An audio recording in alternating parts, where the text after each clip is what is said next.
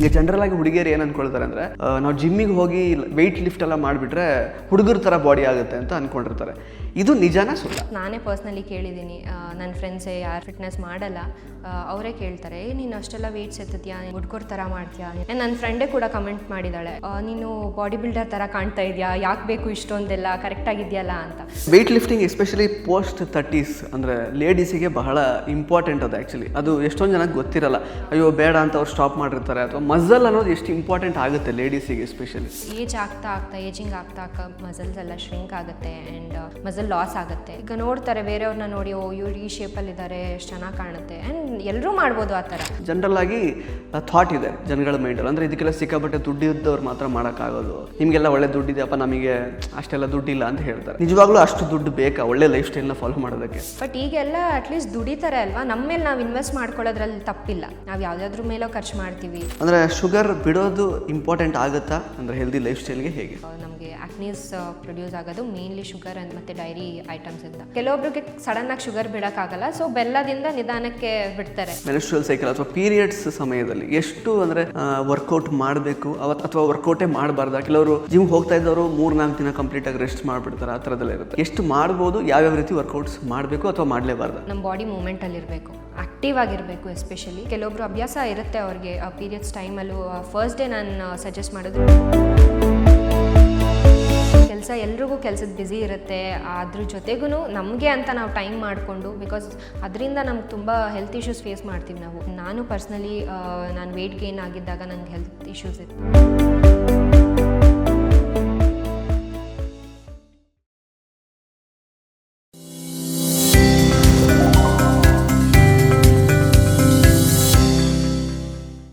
ನಮಸ್ಕಾರ ಸ್ನೇಹಿತರೆ, ವಿಶ್ವವಾಣಿ ಹೆಲ್ತ್ನ ಈ ಒಂದು ವಿಶೇಷ ಸೆಗ್ಮೆಂಟಿಗೆ ಸ್ವಾಗತ. ನಾನು ಸುಜಯ್ ರಾಜ್. ಸ್ನೇಹಿತರೆ, ಇವತ್ತು ನಮ್ಮ ಜೊತೆಗೆ KD ಸಿನಿಮಾದಲ್ಲಿ ಧ್ರುವ ಸರ್ಜಾ ಅವರ ಅಕ್ಕನ ಪಾತ್ರದಲ್ಲಿ ಕಾಣಿಸಿಕೊಂಡಿರುವಂತಹ ವಂದಿತಾ ಅವರಿದ್ದಾರೆ. ಸೊ ಹೆಲ್ತಿಗೆ ರಿಲೇಟೆಡ್ ಆಗಿ, ಲೈಫ್ ಸ್ಟೈಲ್ಗೆ ರಿಲೇಟೆಡ್ ಆಗಿ ಕೆಲವೊಂದಷ್ಟು ವಿಷಯಗಳನ್ನು ಅವ್ರು ನಮ್ಮ ಜೊತೆಗೆ ಹಂಚ್ಕೊಳ್ತಾರೆ.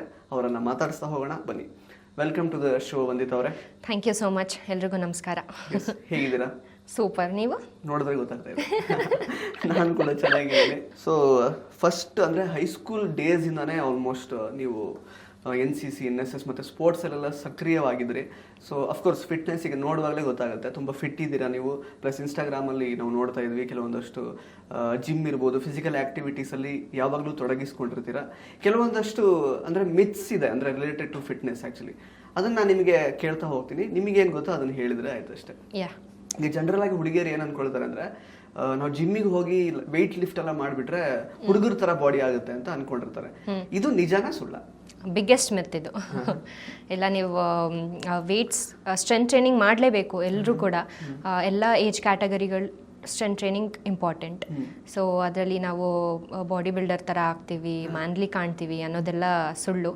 ಬಟ್ ಇನ್ನೂ ಹೆಲ್ತಿ ಆಗ್ತೀವಿ, ನಮ್ಮ ಮಸಲ್ ಇನ್ನು ಚೆನ್ನಾಗಿ ಗ್ರೋತ್ ಆಗುತ್ತೆ. ಆ್ಯಂಡ್ ಇದನ್ನು ತುಂಬ ಜನ ನಂಬ್ತಾರೆ. ಬಿಕಾಸ್ ನಾನೇ ಪರ್ಸ್ನಲಿ ಕೇಳಿದ್ದೀನಿ, ನನ್ನ ಫ್ರೆಂಡ್ಸೇ ಯಾರು ಫಿಟ್ನೆಸ್ ಮಾಡಲ್ಲ ಅವರೇ ಕೇಳ್ತಾರೆ, ನೀನು ಅಷ್ಟೆಲ್ಲ ವೆಯ್ಟ್ಸ್ ಎತ್ತತ್ಯಾ, ನೀನು ಹುಡ್ಕೋರ್ ಥರ ಮಾಡ್ತೀಯಾ, ನಿನ್ನ ಬಾಡಿ ಎಲ್ಲ ಜಿಮ್. ಕೆಲವೊಂದ್ಸಲಿ ವರ್ಕೌಟ್ ಮಾಡಾದ್ಮೇಲೆ ಪಂಪ್ ಆಗಿರೋದನ್ನ ಪೋಸ್ಟ್ ಮಾಡಿದಾಗ ನನ್ನ ಫ್ರೆಂಡೇ ಕೂಡ ಕಮೆಂಟ್ ಮಾಡಿದ್ದಾಳೆ, ನೀನು ಬಾಡಿ ಬಿಲ್ಡರ್ ಥರ ಕಾಣ್ತಾ ಇದೆಯಾ, ಯಾಕೆ ಬೇಕು ಇಷ್ಟೊಂದೆಲ್ಲ, ಕರೆಕ್ಟಾಗಿದೆಯಲ್ಲ ಅಂತ. ಬಟ್ ಆ ಸಮಯಕ್ಕೆ ಪಂಪ್ ಆಗುತ್ತೆ ಆ್ಯಂಡ್ ಅದೇ ಮಸಲ್ ಗ್ರೋತ್ ಆಗೋದು. ಸೊ ಅದಾದಮೇಲೆ ನೀವು ನಾರ್ಮಲ್ ಆಗೇ ಕಾಣ್ತೀರಾ, ನೀವೇನು ಬಾಡಿ ಬಿಲ್ಡರ್ ಥರ ಕಾಣಲ್ಲ, ಮ್ಯಾನ್ಲಿ ಥರ ಕಾಣಲ್ಲ. ಆ್ಯಂಡ್ ಇನ್ನೂ ಚೆನ್ನಾಗೇ ಕಾಣ್ತೀರಾ, ನಮ್ಮ ಪಾಶ್ಚರ್ ಎಲ್ಲ ಚೆನ್ನಾಗಿ ಕಾಣುತ್ತೆ ವೆಯ್ಟ್ ಟ್ರೈನಿಂಗ್ ಮಾಡೋದ್ರಿಂದ. ಸೊ ಈಗ ವಂದಿತಾ ಅವರು ಧ್ರುವ ಸರ್ಜಾ ಅವ್ರ ಥರ ವೆಯ್ಟ್ ಲಿಫ್ಟ್ ಮಾಡಿದ್ರೆ ವಂದಿತಾ ಅವ್ರ ಥರನೇ ಇರ್ತಾರೆ, ಧ್ರುವ ಸರ್ಜಾ ಅವ್ರ ಥರನೇ ಇರ್ತಾರೆ, ಏನೂ ಡಿಫರೆನ್ಸ್ ಆಗಲ್ಲ ಅಲ್ವಾ? ಇಲ್ಲ, ಆ ವಿಷಯದಲ್ಲಿ ಕೆಲವೊಂದು ಇಂಟೇಕ್ ಕೆಲವೊಬ್ರು ಸ್ಟೆರಾಯ್ಡ್ಸ್ ತಗೋತಾರೆ. ಸೊ ಆ ಥರ ಎಲ್ಲ ಇರುತ್ತೆ. ಬಟ್ ಆ ಥರ ಹೆಣ್ಮಕ್ಳಿಗೆ ಎಷ್ಟು ವೆಯ್ಟ್ ಟ್ರೈನಿಂಗ್ ಮಾಡ್ಬೇಕು ಅಷ್ಟು ಮಾಡಿದ್ರೆ ಸಾಕು. ಸೊ ಅದನ್ನೇ ಕೆಲವೊಬ್ರು ಪ್ಯಾಷನ್ ಆಗಿ ತಗೊಂಡಿರ್ತಾರೆ ಬಾಡಿ ಬಿಲ್ಡಿಂಗ್ ಮಾಡೋರು. ಸೊ ಅವ್ರಿಗೆ ಏನೇನು ಪ್ರಿಪ್ರೇಷನ್ ಬೇಕು ಅದನ್ನೆಲ್ಲ ಮಾಡ್ಕೊಂಡು. ಹೌದು, ನಾರ್ಮಲ್ ಜಿಮ್ಮಲ್ಲಿ ನಾವೇನು ವೆಯ್ಟ್ ಟ್ರೈನಿಂಗ್ ಮಾಡ್ತೀವಿ ಅದರಿಂದ ನಮ್ಗೆ ಯಾವ ಸೈಡ್ ಎಫೆಕ್ಟ್ ಆಗಲ್ಲ, ನಮ್ಮ ಬಾಡಿ ಬಿಲ್ಡಿಂಗ್ ಅವ್ರ ಥರ ಕಾಣಿಸಲ್ಲ. ಅದೇ weight lifting especially post 30s ಅಂದರೆ ಲೇಡೀಸಿಗೆ ಬಹಳ ಇಂಪಾರ್ಟೆಂಟ್ ಅದು. ಆ್ಯಕ್ಚುಲಿ ಅದು ಎಷ್ಟೊಂದು ಜನಕ್ಕೆ ಗೊತ್ತಿರಲ್ಲ, ಅಯ್ಯೋ ಬೇಡ ಅಂತ ಅವ್ರು ಸ್ಟಾಪ್ ಮಾಡಿರ್ತಾರೆ. ಅಥವಾ ಮಸಲ್ ಅನ್ನೋದು ಎಷ್ಟು ಇಂಪಾರ್ಟೆಂಟ್ ಆಗುತ್ತೆ ಲೇಡೀಸಿಗೆ ಎಸ್ಪೆಷಲಿ. ಅಂದರೆ ಅವರು ಎಷ್ಟೊಂದು ಜನ ಹೆಂಗೆ ಹೇಳ್ತಾರೆ ಅಂದರೆ ನಾವು ತುಂಬಾ ದೂರ ವಾಕ್ ಮಾಡ್ತಾ ಇದೀವಿ, ಬೆಳಗ್ಗೆ ಒಂದು 5 ಕಿಲೋಮೀಟರ್ ವಾಕ್ ಮಾಡ್ತೀವಿ, ಸಾಕಲ್ವಾ? ನಾವು ಫಿಟ್ನೆಸ್ ಲೈಫ್ ಸ್ಟೈಲ್ನ ಫಾಲೋ ಮಾಡ್ತಿದೀವಿ ಅಂತ ಅನ್ಕೊಂಡಿರ್ತಾರೆ. ಅಂದ್ರೆ ಕೇವಲ ನಾವು ವಾಕ್ ಮಾಡೋದ್ರಿಂದ ನಾವು ಆಕ್ಚುಲಿ ಫಿಟ್ ಆಗಿದ್ದೀವಿ ಅಂತ ಅಂದ್ಕೊಂಡಿರ್ತಾರೆ. ಅವ್ರಿಗೆ ಏನೇ ಹೇಳಕ್ ಇಷ್ಟಪಡ್ತೀರಾ? ಯಾಕೆ ವೆಯ್ಟ್ ಲಿಫ್ಟಿಂಗ್ ತುಂಬಾ ಇಂಪಾರ್ಟೆಂಟ್ ಆಗುತ್ತೆ? ಅದೇ ಕೆಲವೊಬ್ರು ಹಿಂಗೆ ಅಂದ್ಕೊಂಡಿರ್ತಾರೆ, ಯೋಗ ಮಾಡೋದ್ರಿಂದ ಆಗಲಿ ಅಥವಾ ಡೈಲಿ ವಾಕ್ ಮಾಡೋದ್ರಿಂದ ಆಗಲಿ ನಾವು ಖಂಡಿತ ಫಿಟ್ಟಾಗಿರ್ತಾರೆ. ಬಟ್ ಎಕ್ಸ್ಟ್ರಾ ನಮಗೆ ಒಂದು ನಮ್ಮ ಬಾಡಿಯಲ್ಲಿ ಮಸಲ್ ಗ್ರೋತ್ ಬೇಕು. ಆ್ಯಂಡ್ ಏಜಿಂಗ್ ಆಗ್ತಾ ಮಸಲ್ಸ್ ಎಲ್ಲ ಶ್ರಿಂಕ್ ಆಗುತ್ತೆ ಆ್ಯಂಡ್ ಮಸಲ್ ಲಾಸ್ ಆಗುತ್ತೆ. ಸೊ ಅಂಥ ಸಮಯದಲ್ಲಿ ನಾವು ಸ್ಟ್ರೆಂತ್ ಟ್ರೈನಿಂಗ್ ನಾವು ಏಜ್ ಲಿಮಿಟ್ಸ್ ಅಂತ ಇರಲ್ಲ. ಸೊ ನಾವು ಮಾಡ್ತಾನೆ ಇರಬೇಕು ರೆಗ್ಯುಲರ್ ಆಗಿ, ಅಟ್ಲೀಸ್ಟ್ ವೀಕ್ಲಿ 1 ಟ್ರೈಸ್ ಆದರೂ ನಾವು ಸ್ಟ್ರೆಂತ್ ಟ್ರೈನಿಂಗ್ ಮಾಡಲೇಬೇಕು. ನೀವೀಗ ವೀಕ್ಲಿ ಥ್ರೈಸ್ ಮಾಡ್ತೀರಾ? 4 ಟೈಮ್ಸ್ ಮಾಡ್ತೀರಾ? ನಾನು ಡಿಪೆಂಡ್ಸ್ 3-4 ಟೈಮ್ಸ್ ಅಂತೂ ಮಾಡ್ತೀನಿ ಸ್ಟ್ರೆಂತ್ ಟ್ರೈನಿಂಗ್. ಓಕೆ. ಅಂದರೆ ಯಾವ ಥರ, ಅಂದರೆ ಡೈಲಿ ಒಂದೊಂದು ಪರ್ಟಿಕ್ಯುಲರ್ ಮಸಲಿಗೆ ವರ್ಕೌಟ್ ಮಾಡೋದಾ ನೀವು ಅಥವಾ ಹೇಗೆ? ಇಲ್ಲ, ನಾನು ಒಂದು ಪರ್ಟಿಕ್ಯುಲರ್ ಮಸಲ್ ಅಂತ ಮಾಡಲ್ಲ. ನಾನು ಸ್ವಲ್ಪ ಕಂಬೈನ್ಡ್ ಆಗಿ ಮಾಡ್ತೀನಿ.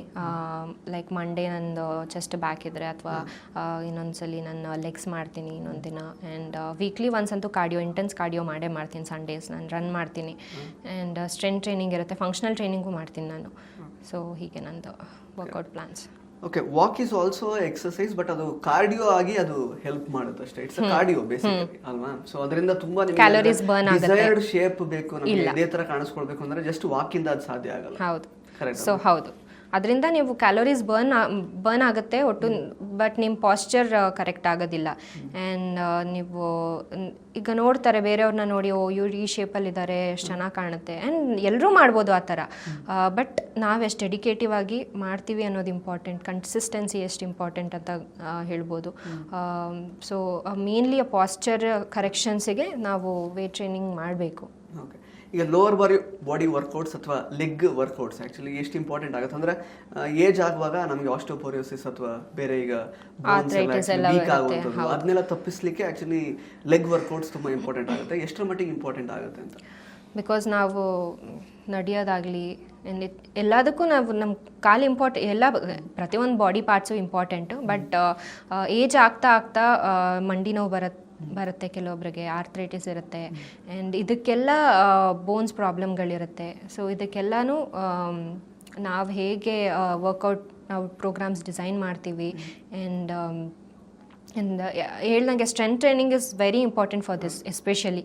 ಆ್ಯಂಡ್ ಆ ಮಂಡಿ ನೋವು ಬರದೇ ಇರೋದಕ್ಕೆ. ಆ್ಯಂಡ್ ಕೆಲವೊಂದು ಸ್ಟ್ರೆಂತ್ ಟ್ರೈನಿಂಗ್ ಆ್ಯಂಡ್ ಆಲ್ಸೋ ಬರೀ ನಮ್ಮ ಇನ್ಆಕ್ಟಿವಿಟಿಯಿಂದ ಬರೋದಲ್ಲ, ಕೆಲವೊಂದ್ಸಲಿ ಸ್ಟ್ರೆಸ್ಸಿಂದನೂ ಬರುತ್ತೆ. ಆರ್ಥ್ರೈಟಿಸ್ ಎಲ್ಲ ಸ್ಟ್ರೆಸ್ಸಿಂದನೂ ಬರುತ್ತೆ. ನಮ್ಮ ಲೈಫ್ ಸ್ಟೈಲ್ ಹಿಂಗಿರುತ್ತೆ ಅದ್ರ ಮೇಲೂ ಬರುತ್ತೆ. ಸೊ ಬರೀ ವರ್ಕೌಟ್ ಮಾಡ್ತೀವಿ ಅಂತ ಅಲ್ಲ, ಡಯಟ್ ಇಸ್ ಇಂಪಾರ್ಟೆಂಟ್ ಆ್ಯಂಡ್ ನಮ್ಮ ಲೈಫ್ ಸ್ಟೈಲ್ ಮೇನ್ಲಿ. ಸೊ ಇದೆಲ್ಲ ಇಂಪಾರ್ಟೆಂಟ್. ಎಲ್ಲ ಥರದಲ್ಲೂ ನಾವು ಸ್ವಲ್ಪ ಪ್ರಿಕಾಷನ್ಸ್ ತಗೋಬೇಕು.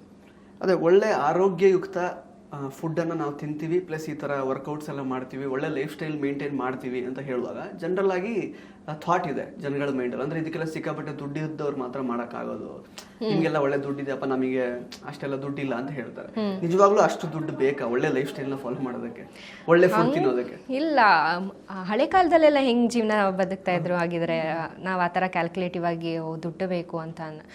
ಬಟ್ ಈಗೆಲ್ಲ ಅಟ್ಲೀಸ್ಟ್ ದುಡಿತಾರೆ ಅಲ್ವಾ, ನಮ್ಮ ಮೇಲೆ ನಾವು ಇನ್ವೆಸ್ಟ್ ಮಾಡ್ಕೊಳ್ಳೋದ್ರಲ್ಲಿ ತಪ್ಪಿಲ್ಲ.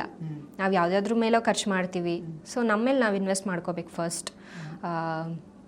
ನೀವು ಹೇಳ್ದಂಗೆ ಈ ಥರ ಬರುತ್ತೆ, ತುಂಬ ಜನ ಪರ್ಸ್ಪೆಕ್ಟಿವ್ಸ್ ಎಲ್ಲ ಡಿಫ್ರೆಂಟ್ ಇರುತ್ತೆ. ಸೊ ಈ ಥರ ಯೋಚನೆ ಮಾಡ್ತಾರೆ, ಖರ್ಚು ಮಾಡಬೇಕು ಆ್ಯಂಡ್ ಜಾಸ್ತಿ ದುಡ್ಡು ಇನ್ವೆಸ್ಟ್ ಮಾಡಬೇಕೇನೋ ಅಂತ.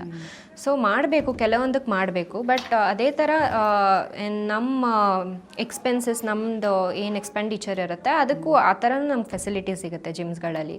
ಅಥವಾ ರನ್ನಿಂಗ್ ಹೋಗ್ಬೋದು, ನಾವು ಆಚೆಗಡೆ ಔಟ್ಡೋರಲ್ಲಿ ರನ್ನಿಂಗ್ ಮಾಡ್ಬೋದು. ಆ್ಯಂಡ್ ಬಟ್ ಸ್ಟ್ರೆಂತ್ ಟ್ರೈನಿಂಗ್ ನಾವು ಜಿಮ್ಮಲ್ಲೇ ಮಾಡಬೇಕಾಗತ್ತೆ, ಬಿಕಾಸ್ ಕೆಲವೊಂದು ಎಕ್ವಿಪ್ಮೆಂಟ್ಸ್ ಇರಲ್ಲ. ಬಟ್ ಹಳೆ ಕಾಲದಲ್ಲೆಲ್ಲ ಕೆಲಸ ಮಾಡುವಾಗ ಮೂಟೆಗಳೆಲ್ಲ ಹೊತ್ತೋತಾ ಇದ್ರು. ಹೌದು. ಬಟ್ ಇವಾಗಿನ ಜನ್ರೇಷನಲ್ಲಿ ಏನಾಗಿದೆ, ನಮ್ಮ ವರ್ಕ್ ಪ್ಯಾಟ್ರನ್ ಡಿಫ್ರೆಂಟ್ ಇದೆ. ಎಲ್ಲ ಒಂದೊಂದು ಏನು ಪ್ರೊಫೆಷ್ನಲ್ ಕೆಲಸ ಮಾಡ್ತಾ ಇರ್ತೀವಿ. ಸೊ ಈ ಥರ ಇರುವಾಗ ನಮಗೆ ಜಿಮ್ ಇಂಪಾರ್ಟೆಂಟ್ ಇದೆ. ಸೊ ನಮ್ಮ ಕಾರ್ಡಿಯೋ ಅಥವಾ ಕ್ಯಾಲೋರೀಸ್ ಬರ್ನ್ ಮಾಡೋದಕ್ಕೆ ನಾವು ಔಟ್ಡೋರ್, ನಾವು ಪಾರ್ಕಲ್ಲೆಲ್ಲ ರನ್ ಮಾಡ್ಬೋದು, ಇದೆಲ್ಲ ಆಗುತ್ತೆ. ಮನೆ ಕೆಲಸ ಮಾಡೋದ್ರಲ್ಲೂ ನಾವು ಕ್ಯಾಲೋರೀಸ್ ಎಲ್ಲ ಬರ್ನ್ ಮಾಡ್ಬೋದು. ಬಟ್ ಸ್ಟ್ರೆಂತ್ ಟ್ರೈನಿಂಗ್ಗೆ ಪರ್ಟಿಕ್ಯುಲರಿ ಜಿಮ್ಗೆ ಹೋಗಲೇಬೇಕು. ಸೊ ನಮ್ಮ ಜಿಮ್ಮಲ್ಲೂ ಎಲ್ಲ ಕಡೆನೂ ಎಲ್ಲ ಥರ ಪ್ರೈಸ್ ರೇಂಜಸ್ ಇರುತ್ತೆ. ಸೊ ನಮಗೆ ಯಾವುದು ಸೂಟ್ ಆಗುತ್ತೆ ಅದನ್ನ ನೋಡ್ಕೊಂಡು ನಾವು ಜಾಯ್ನ್ ಆಗ್ಬೋದು. ಫುಡ್ ವಿಷಯ ಅಂತ ಬಂದಾಗ ವಂದಿತಾ ಅವ್ರು ಯಾವ ರೀತಿ ಅಂದರೆ ಫುಡ್ ಹ್ಯಾಬಿಟ್ಸ್ನ ಮೇಂಟೈನ್ ಮಾಡ್ತಾರೆ ಡೇ ಟು ಡೇ ಲೈಫಲ್ಲಿ? ಫುಡ್ ಹ್ಯಾಬಿಟ್ಸ್ ನಂಗೆ ಸ್ವಲ್ಪ ಅದರಲ್ಲಿ ಏರುಪೇರು ಇದೆ, ಯಾಕಂದರೆ ನಾನು ಫುಡ್ಡಿ. ನಾನು ತುಂಬ ಫುಡ್ಡಿ. ಆ್ಯಂಡ್ ಚಿಕ್ಕ ವಯಸ್ಸಿಂದನೂ ನಾನು ಚೆನ್ನಾಗಿ ಊಟ ಮಾಡ್ತೀನಿ. ಇಂಥದ್ದೇ ಅಂಥದ್ದೇ ಅಲ್ಲ, ಕಾರ್ಬೋಹೈಡ್ರೇಟ್ ರಿಚ್ ಫುಡ್ ಎಲ್ಲ ತಿಂತೀನಿ ನಾನು. ಆಚೆಗಡೆನೂ ಜಂಕ್ ಫುಡ್ಡು ತಿಂತಾಯಿದ್ದೆ. ಬಟ್ ಈಗ ಇಂಡಸ್ಟ್ರಿಗೆ ಬಂದಮೇಲೆ ಸ್ವಲ್ಪ ಎಸ್ಪೆಷಲಿ KD ಮುಗ್ದಾದ್ಮೇಲಿಂದ ನನ್ನ ಫಿಟ್ನೆಸ್ ಸ್ವಲ್ಪ ಸೀರಿಯಸ್ ಆಗಿ ತೊಗೊಂಡಿದ್ದೀನಿ. ಆ್ಯಂಡ್ ಡಯಟಲ್ಲೂ ನೀಟಾಗಿ ಫಾಲೋ ಮಾಡ್ತಾ ಇದ್ದೀನಿ. ಅಂದ್ರೆ ನೀವು ಧ್ರುವ ಸರ್ಜಾ ಅವರನ್ನು ನೋಡಿ ಇನ್ಸ್ಪೈರ್ ಆದ್ರ? ಬಿಕಾಸ್ ಅವರು ತುಂಬಾ ಫಿಟ್ನೆಸ್ ಫ್ರೀಕ್. ಹೌದು. ಇಲ್ಲ, ಮುಂಚೆಯಿಂದ ನಂಗೆ ಸ್ಪೋರ್ಟ್ಸ್ ಬ್ಯಾಕ್ಗ್ರೌಂಡ್ ಇದ್ದಿದ್ದ ಕಾರಣದಿಂದ ನನಗೆ ಅಷ್ಟೊಂದು ಕಷ್ಟ ಆಗಲಿಲ್ಲ ನನಗೆ ವೇಟೆಲ್ಲ ಲಾಸ್ ಮಾಡೋದು. ಇನ್ಸ್ಪೈರ್ ಆಗಿದ್ದೀನಿ ಸರ್ರಿಂದನೂ. ಬಿಕಾಸ್ ಅವರು ಮಾರ್ಟಿನ್ ಮಾಡ್ತಾಯಿದ್ರು, ಜೊತೆ KDನೂ ಮಾಡ್ತಾಯಿದ್ರು. ಟ್ರಾನ್ಸ್ಫಾರ್ಮೇಷನ್ ನೋಡಿದ್ದೀರಾ ನೀವು? ಹೌದು, ತುಂಬ ಲೀನ್ ಆಗಿದ್ದಾರೆ. ನಾನು ಅದೇ ಫಸ್ಟ್ ನನ್ನ ಸರ್ನ ನೋಡಿದಾಗ, ಸರ್ ಏನು ಇಷ್ಟು ಸಣ್ಣ ಆಗ್ಬಿಟ್ಟಿದ್ದೀರಾ ಸರ್ ಅಂತ. ಏನು ಮಾಡೋದು ಮೇಡಮ್, ಕೆಲಸ ಹೊಟ್ಟೆ ಪಾಡು ಅಂತ ಹೇಳ್ತಾರೆ. ಸೊ ಹಾಗಾಗಿ ಸರ್ರು ಕೂಡ ನಮ್ಮದು ಯಾವುದೋ ಒಂದು ಶೆಡ್ಯೂಲ್ ಪ್ಲ್ಯಾನ್ ಮಾಡಿದರು.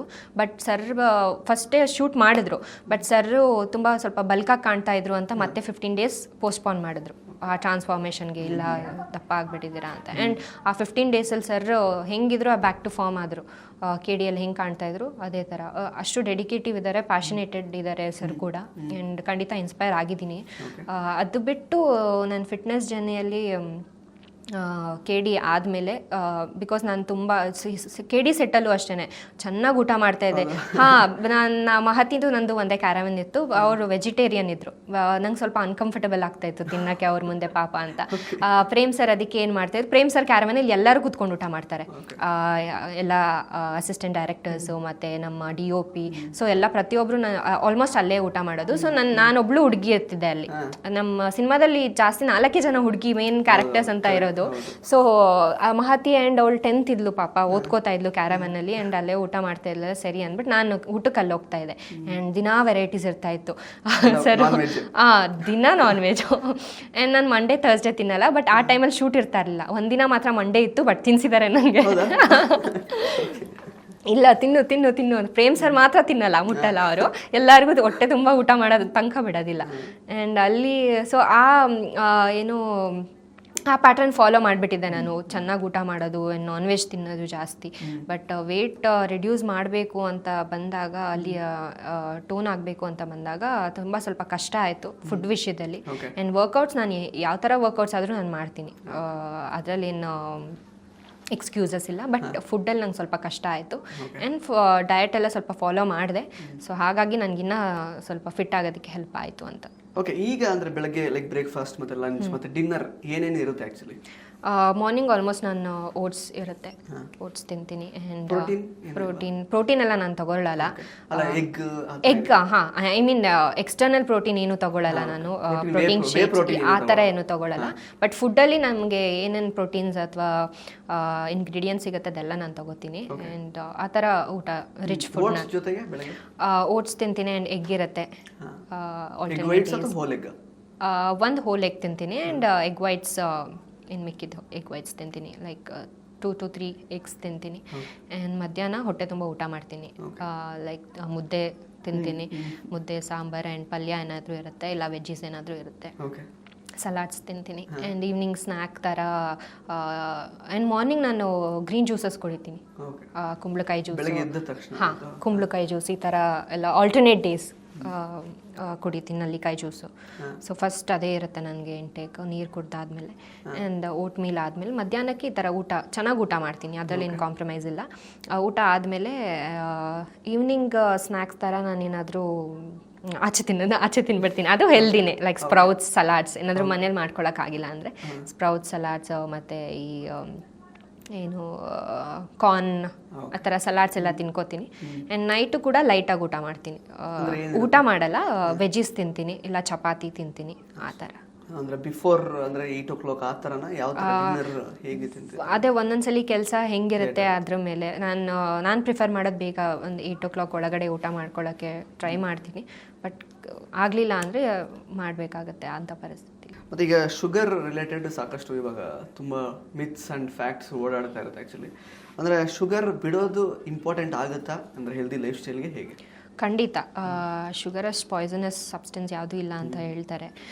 ಶುಗರ್ ಕಟ್ ಮಾಡಲೇಬೇಕು, ಬ್ರೌನ್ ಶುಗರ್ ತಗೋಬೋದು ಅದೆಲ್ಲ ಹೇಳ್ತಾರೆ. ಬಟ್ ಆಲ್ಟರ್ನೇಟ್ ಅದು ಸೇಮ್ ಇರುತ್ತೆ. ಬಟ್ ಶುಗರ್ ಕಟ್ ಮಾಡೋದು ನಾನು ರೆಫರ್ ಮಾಡ್ತೀನಿ, ಎಲ್ರಿಗೂ ಸಜೆಸ್ಟ್ ಮಾಡ್ತೀನಿ. ಶುಗರ್ ಇಲ್ಲ ಅಂದ್ರೆ ಬೆಲ್ಲ ಅಂತಾರೆ, ಆಲ್ಮೋಸ್ಟ್ ಎಲ್ಲದು ಇದ್ದೇ ಇರುತ್ತೆ, ಕಂಟೆಂಟ್ ಇದ್ದೇ ಇರುತ್ತೆ ಅದರಲ್ಲಿ. ಬಟ್ ಕೆಲವೊಬ್ರಿಗೆ ಸಡನ್ ಆಗಿ ಶುಗರ್ ಬಿಡೋಕ್ಕಾಗಲ್ಲ, ಸೊ ಬೆಲ್ಲದಿಂದ ನಿಧಾನಕ್ಕೆ ಬಿಡ್ತಾರೆ. ಕಾಂಪೋಸಿಷನ್ ವೈಸ್ ಏನು ಚೇಂಜಸ್ ಆಗಲ್ಲ, ಖಂಡಿತ ಇಲ್ಲ. ಶುಗರ್ ಬೆಲ್ಲ ಎರಡು ಒಂದೇ. ಹೌದು. ಸೊ ಅದರಿಂದ ನಮ್ಗೆ ತುಂಬ ಬಾಡಿಯಲ್ಲಿ ಚೇಂಜಸ್ ಆಗುತ್ತೆ ಆ್ಯಂಡ್ ನಮಗೆ ಆಕ್ನೀಸ್ ಪ್ರೊಡ್ಯೂಸ್ ಆಗೋದು ಮೇನ್ಲಿ ಶುಗರ್ ಮತ್ತು ಡೈರಿ ಐಟಮ್ಸಿಂದ. ಸೊ ಮಿಲ್ಕ್ ಆ್ಯಂಡ್ ಶುಗರ್ ಬಿಡಬೇಕು ಎಸ್ಪೆಷಲಿ. ನಾನು ಸ್ವಲ್ಪ ಕಾಫಿ ಅಡಿಕ್ಟ್ ಆಗಿಬಿಟ್ಟಿದ್ದೀನಿ. ಬ್ಲ್ಯಾಕ್ ಕಾಫಿ ಮುಂಚೆ ಕುಡಿತಿದ್ದೆ, ಬಟ್ ರೀಸೆಂಟ್ಲಿ ಒಂದು 3-4 ಮಂತ್ಸಿಂದ ನಾನು ಮಿಲ್ಕ್ ಕಾಫಿ ಕುಡಿಯೋಕ್ಕೆ ಸ್ಟಾರ್ಟ್ ಮಾಡಿಬಿಟ್ಟಿದ್ದೀನಿ. ಅದರಿಂದ ನಂಗೆ ಸ್ವಲ್ಪ ಆ್ಯಕ್ನಿ ಟ್ರಿಗರ್ ಆಗ್ತಾ ಇದೆ ಆ್ಯಂಡ್ ಬಿಡೋಕ್ಕೆ ಟ್ರೈ ಮಾಡ್ತಾಯಿದ್ದೀನಿ, ಆಗ್ತಾಯಿಲ್ಲ. ಸೊ ಹೀಗೆ ಶುಗರ್ ಇಸ್ ವೆರಿ ಇಂಪಾರ್ಟೆಂಟ್, ಕಂಪ್ಲೀಟಾಗಿ ಬರಬೇಕು. ನಿಮ್ಮ ಪ್ರಕಾರ ಈಗ ಒಂದು ಸೂಪರ್ ಹೆಲ್ತಿ ಫುಡ್ ಅಂದರೆ ಎಲ್ಲರಿಗೂ, ವೆಜ್ಜೀಸ್ ಅಥವಾ ನಾನ್ ವೆಜಿಟೇರಿಯನ್ಸ್ ಎಲ್ರಿಗೂ ಇದನ್ನು ತಿನ್ನಲೇಬೇಕು, ಇದು ಒಳ್ಳೆಯದು, ಗುಡ್ ಫಾರ್ ಹೆಲ್ತ್ ಅನ್ನೋದಾದರೆ? ವೆಜಿಟೇರಿಯನ್ ಅವರಿಗೆ ಪನ್ನೀರ್ ಆ್ಯಂಡ್ ಸೋಯಾ ಸಜೆಸ್ಟ್ ಮಾಡಿ, ಅದು ಸಜೆಸ್ಟ್ ಮಾಡ್ತೀನಿ. ನಾನ್ ವೆಜ್ ಆಬ್ವಿಯಸ್ಲಿ ಚಿಕನ್, ಎಗ್ಟೇರಿಯನು ಇರ್ತಾರೆ ಕೆಲವೊಬ್ರು ವೆಜ್ ಇರೋರು. ಚಿಕನ್ ಯಾವ ಫಾರ್ಮಲ್ಲಿ ಅಂದರೆ ಈಗ ಕಬಾಬ್ ಎಲ್ಲ ತಿಂತಾರೆ ಕೆಲವು? ಇಲ್ಲ, ಫ್ರೈಡ್ ತಿನ್ನಬಾರ್ದು, ಈ ಥರ ಮಸಾಲಾ ಐಟಮ್ಸ್ ಎಲ್ಲ ತಿನ್ನಬಾರ್ದು. ಆ್ಯಂಡ್ ನೀಟಾಗಿ ಸ್ಟೀಮ್ಡ್ ಚಿಕನ್ ತಿನ್ನಿದ್ರೆ ಒಳ್ಳೆಯದು. ಆ್ಯಂಡ್ ಬ್ರೆಸ್ಟ್ ಪೀಸಸ್, ಚಿಕನಲ್ಲೂ ಏನೇನೋ ಇರುತ್ತೆ ಅದನ್ನೆಲ್ಲ ತಿನ್ನೋಕೆ ಹೋಗಬೇಡಿ. ಆ್ಯಂಡ್ ಬಾಯ್ಲ್ಡ್ ಎಗ್ ಆ್ಯಂಡ್ ಕೆಲವೊಬ್ರು ಆಮ್ಲೆಟ್ ಎಲ್ಲ ಮಾಡ್ಕೊಂಡು ತಿಂತಾರೆ. ಆ್ಯಂಡ್ ಎವ್ರಿ ಡೇ ತಿಂದು ಬೋರ್ ಆಗಿರುತ್ತಲ್ಲ, ಸೊ ಈ ಥರ ನಾವು ರೆಸಿಪಿಯಲ್ಲಿ ನಾವು ಚೇಂಜ್ ಮಾಡ್ಕೋಬೋದು. ಬಟ್ ಇದೆಲ್ಲ ಪದಾರ್ಥಗಳು ತಿನ್ನಲೇಬೇಕಾಗಿದೆ. ಓಕೆ. ಸೊ ದಿನದಲ್ಲಿ ನೀರು ಎಷ್ಟು ಕುಡಿಬೇಕು? ದಿನದಲ್ಲಿ ಖಂಡಿತ ನಾನು ಒಂದು 2-3 ಲೀಟರ್ಸ್ ಕುಡಿತೀನಿ. ಸೊ ಅಷ್ಟು ಕುಡಿಲೇಬೇಕು. ಓಕೆ. ಒಂದು ಅಂದರೆ ಹೆಲ್ತ್ ಟಿಪ್ ಅಂದರೆ ಎಲ್ರಿಗೂ ಕೊಡೋದಾದರೆ, ಅಪಾರ್ಟ್ ಫ್ರಮ್ ಎಲ್ಲ ಜಿಮ್ಗೆ ಹೋಗೋರ್ಗು, ಜಿಮ್ಗೆ ಹೋಗದೇ ಇರೋರ್ಗು, ಜನರಲ್ಲ ಒಂದು ಬೇಸಿಕ್ ಹೆಲ್ತ್ ಟಿಪ್ ಇದನ್ನೊಂದು ಫಾಲೋ ಮಾಡಿದ್ರೆ ಆಲ್ಮೋಸ್ಟ್ ಚೆನ್ನಾಗಿರ್ಬೋದು, ಆರೋಗ್ಯವಾಗಿ ಅಂತ. ಹೌದು, ಹೆಲ್ತ್ ಟಿಪ್ ಅಂದರೆ ನಮ್ಮ ಬಾಡಿ ಮೂಮೆಂಟಲ್ಲಿ ಇರಬೇಕು, ಆ್ಯಕ್ಟಿವ್ ಆಗಿರಬೇಕು. ಎಸ್ಪೆಷಲಿ ಎಲ್ಲರೂ ಎಲ್ರಿಗೂ ಕೆಲಸದ ಬ್ಯುಸಿ ಇರುತ್ತೆ, ಅದ್ರ ಜೊತೆಗೂ ನಮಗೆ ಅಂತ ನಾವು ಟೈಮ್ ಮಾಡಿಕೊಂಡು, ಬಿಕಾಸ್ ಅದರಿಂದ ನಮ್ಗೆ ತುಂಬ ಹೆಲ್ತ್ ಇಶ್ಯೂಸ್ ಫೇಸ್ ಮಾಡ್ತೀವಿ ನಾವು. ಆ್ಯಂಡ್ ನಾನು ಪರ್ಸ್ನಲಿ ನಾನು ವೆಯ್ಟ್ ಗೇನ್ ಆಗಿದ್ದಾಗ ನಂಗೆ ಹೆಲ್ತ್ ಇಶ್ಯೂಸ್ ಇತ್ತು. ನಾನು ಐ ಥಿಂಕ್ ನಾನೀಗ ಕೆಡಿಯಿಂದ ಈಗ ಹೇಳಬೇಕಂದ್ರೆ 10 kgs ಲೂಸ್ ಮಾಡಿದ್ದೀನಿ ವೆಯ್ಟ್ನ. ಎಸ್. ಆಗ ನಾನು 75 ಇದ್ದೆ KD ಮಾಡ್ತಿರುವಾಗ. ಆ್ಯಂಡ್ ನಾನು ಇವಾಗ 66 ಆ ರೇಂಜಲ್ಲಿದ್ದೀನಿ. ಅದು ಇಂಬ್ಯಾಲೆನ್ಸ್ ಆಗ್ತಾ ಇರುತ್ತೆ 1-2 kg ಮೆನ್ಸ್ಟ್ರಲ್ ಸೈಕಲಿಂದ. ಆ ಟೈಮಲ್ಲಿ ಸ್ವಲ್ಪ ವೆಯ್ಟ್ ಗೇನ್ ಆಗ್ತೀವಿ ಹೆಣ್ಮಕ್ಳು. ಸೊ ಹಂಗೆ ಈ ಥರ ನಾನು ಕಾನ್ಸ್ಟೆಂಟ್ ಇವಾಗ ಮೇಂಟೈನ್ ಮಾಡ್ತಾ ಇದ್ದೀನಿ 66-67 ನನ್ನ ಹೈಟಿಗೆ. ಓಕೆ. ಸೊ ಬಾಡಿ ಮೂಮೆಂಟಲ್ಲಿ ಇರಬೇಕು ಯಾವಾಗ? ಖಂಡಿತ ಬಾಡಿ ಮೂಮೆಂಟಲ್ಲಿ ಇರಬೇಕು. And exercises important. ಯಾವುದೇ ಏಜ್ ಗ್ರೂಪ್ ಅವರು ಅಷ್ಟೇ ಮಾಡಬೇಕು. ಕೆಲವೊಬ್ಬರು ದೊಡ್ಡವರು ಮನೇಲಿ ಹೆಂಗಸರು ಮನೆಯಲ್ಲೇ ಅಷ್ಟು ಕೆಲಸ ಮಾಡ್ತಾರೆ, ಸೊ ಅದು ಫೈನ್. ಸೊ ಬಿಕಾಸ್ ಅವರು ಅಲ್ಲಿ ಮನೆ ಕೆಲಸದಲ್ಲೇ ನಾವು ತುಂಬ ಆ್ಯಕ್ಟಿವ್ ಆಗಿರ್ತೀವಿ, ಅಷ್ಟರಲ್ಲೇ ನಮ್ಗೆ ಟಯರ್ಡ್ ಆಗಿರುತ್ತೆ, ಮನೆ ಜವಾಬ್ದಾರಿ ಎಲ್ಲ ಇರುತ್ತೆ. ಸೊ ಅಂಥವ್ರು ಬಿಟ್ಟು ಈಗ ನಮ್ಮ ಏಜ್ ಕ್ಯಾಟಗರಿ ಅವ್ರಿಗೆಲ್ಲ ಸೊ ಐ ಸಜೆಸ್ಟ್ ಜಿಮ್ಮಿಗೆ ಹೋಗಿ ಅಂತ ಹೇಳೋಕ್ಕೆ ಇಷ್ಟಪಡ್ತೀನಿ. ಆ್ಯಂಡ್ ಔಟ್ಡೋರ್ ರನ್ನಿಂಗ್ ಎಲ್ಲ ಮಾಡೋದು, ಆ್ಯಂಡ್ ಅದೊಂಥರ ಸ್ವಲ್ಪ ರಿಫ್ರೆಶಿಂಗ್ ಆಗುತ್ತೆ ನಮಗೆ. ಆ್ಯಂಡ್ ಮೋಸ್ಟ್ಲಿ ಆ್ಯಕ್ಟಿವ್ ಆಗಿರಲೇಬೇಕು. ಸೊ ಆ್ಯಕ್ಟಿವ್ ಆಗಿದ್ದು ನಮ್ಮದು ಏನು the way of thinking change ಆಗುತ್ತೆ, ನಮ್ಮ ಲೈಫ್ ಸ್ಟೈಲ್ ತುಂಬ ಪಾಸಿಟಿವ್ ಆಗಿ ಹೋಗುತ್ತೆ ನಾವು ಆ್ಯಕ್ಟಿವ್ ಆಗಿದ್ದಾಗ. ಆ್ಯಂಡ್ ಸೊ ಕೊನೆಯದಾಗಿ ಆ್ಯಕ್ಚುಲಿ ಈಗ ಮೆನ್ಸ್ಟ್ರುಯಲ್ ಸೈಕಲ್ ಅಥವಾ ಪೀರಿಯಡ್ಸ್ ಸಮಯದಲ್ಲಿ ಎಷ್ಟು ಅಂದರೆ ವರ್ಕೌಟ್ ಮಾಡಬೇಕು ಅಥವಾ ವರ್ಕೌಟೇ ಮಾಡಬಾರ್ದು? ಕೆಲವರು ಜಿಮ್ಗೆ ಹೋಗ್ತಾ ಇದ್ದವರು 3-4 ದಿನ ಕಂಪ್ಲೀಟಾಗಿ ರೆಸ್ಟ್ ಮಾಡಿಬಿಡ್ತಾರೆ, ಆ ಥರದ್ದೆಲ್ಲ ಇರುತ್ತೆ. ಎಷ್ಟು ಮಾಡ್ಬೋದು, ಯಾವ್ಯಾವ ರೀತಿ ವರ್ಕೌಟ್ಸ್ ಮಾಡಬೇಕು ಅಥವಾ ಮಾಡಲೇಬಾರ್ದು?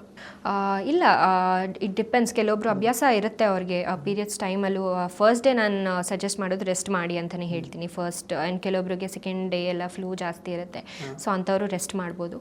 ಬಟ್ ಪೀರಿಯಡ್ಸ್ ಟೈಮಲ್ಲಿ ನಾವು ವರ್ಕೌಟ್ ಮಾಡೋದು ಎಲ್ಲ ಡಾಕ್ಟರ್ಸ್ ಕೂಡ ಸಜೆಸ್ಟ್ ಮಾಡೋದು ಪೀರಿಯಡ್ಸ್ ಟೈಮಲ್ಲಿ ಮಾಡಿ, ಅದಿನ್ನೂ ಒಳ್ಳೆಯದೇ ನಮ್ಮ ಬಾಡಿಗೆ. ಆ್ಯಂಡ್ ಬ್ಯಾಡ್ ಕಂಟೆಂಟ್ಸ್ ಎಲ್ಲ ಸ್ವಲ್ಪ ಜಾಸ್ತಿ ರಿಲೀಸ್ ಆಗುತ್ತೆ. ಆ್ಯಂಡ್ ತುಂಬಾ ಇಂಟೆನ್ಸ್ ಆಗಿ ಮಾಡಬಾರ್ದು.